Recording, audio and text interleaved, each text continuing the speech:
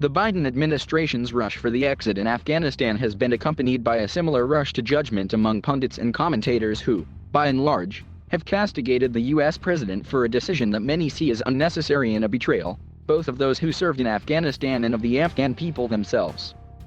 The heartbreaking images from the airport in Kabul only reinforce this message. And there is justifiably a good deal of emotion to go round. The West has invested a lot of blood, time, and money in Afghanistan. The Afghan people, much, much more. It is hard to argue with the criticism of the Biden administration's precipitate departure. Afghanistan may indeed be unsalvageable, its governing structures too unrepresentative and corrupt. This though only underscores the argument that Afghanistan was not lost in the past 2 years but during the previous 20. Nonetheless, the decision to cut and run is being seen as a terrible blow to U.S. credibility, to its reliability as a partner, and indeed to its moral standing in world affairs.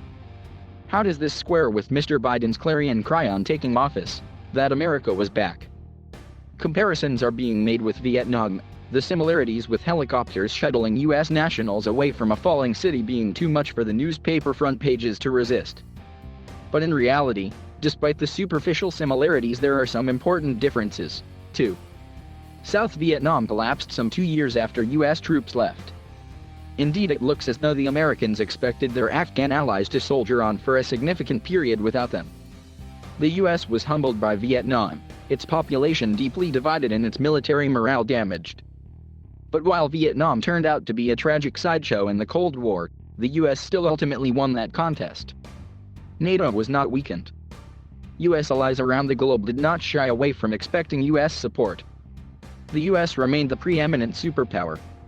Afghanistan is altogether different. Internal divisions in the U.S. over this conflict have in no way been comparable to Vietnam's. The Afghanistan mission was certainly unpopular at home, but there were no mass rallies against it. Crucially though, today's international context is dramatically different from that of the 1970s. The US, indeed the West in general, is engaged in multiple contests, in few of which they are outright winners. The Afghan collapse is potentially a disaster in the so-called war on terror. But in the wider conflict between democracy and authoritarianism, Washington's failure can only be seen as a serious setback. There will be smiles in Moscow and Beijing, at least for now. The Western model of liberal interventionism, promoted as a means of spreading democracy and the rule of law, has perhaps been tested to destruction in Afghanistan. One cannot see much enthusiasm for similar undertakings in the future. Those of Washington's allies who joined in the Afghanistan project are smarting. They feel badly let down. Even British ministers, jealous of their oft-touted special relationship with Washington, have been openly critical of President Biden's decision. And for America's European allies in general, it underscores how dependent they are upon the US and how little their views count once the White House decides to go in one particular direction. So bad news for the West. But how long-lasting will be the smiles in Beijing, Moscow and even Islamabad? It was Pakistan that nurtured and gave safe haven to the Taliban for its own geostrategic purposes. But if renewed Taliban rule produces a simple turning back of the clock, if international terrorism finds a renewed haven, then Pakistan may find that the growing turbulence in the region has decidedly negative consequences.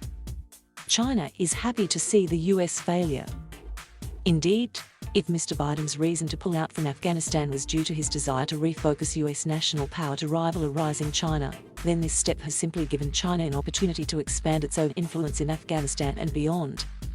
China, though, must have concern, too. It shares a short border with Afghanistan.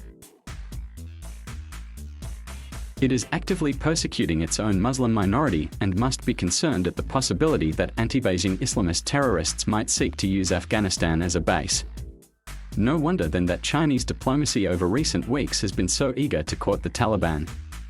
Russia, too, must have worries about the return of instability and terrorism. Maybe it feels a little better about itself now that the US has similarly been humbled by Afghan tribal fighters, just as the Soviet Union was in the late 1980s. But its chief interest is the security of a large part of Central Asia, many of whose states are allies of Moscow. This summer Russia moved tanks to the Tajikistan-Afghan frontier for exercises intended to demonstrate its determination to prevent any spillover from an Afghan collapse. So in the short term, the Afghan debacle certainly benefits the West's opponents. But their attitudes were not going to change anyway. What really matters are the ramifications among Washington's allies. What will they take away from the Afghan experience? Beyond the immediate crisis, will the NATO countries, Israel, Taiwan, South Korea or Japan see the US as a less reliable partner? If they do, then Mr. Biden's decision to quit Afghanistan will prove fateful indeed.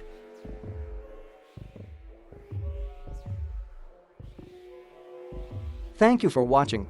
Please subscribe.